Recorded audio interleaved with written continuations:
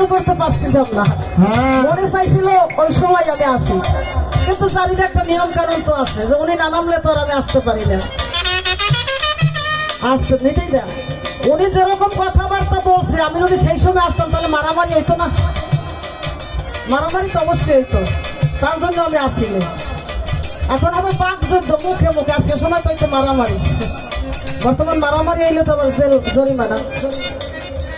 যাই হোক, স্যার যদি অনুমতি দেয় তার পাল্লাটা একটু মনের মতো করি।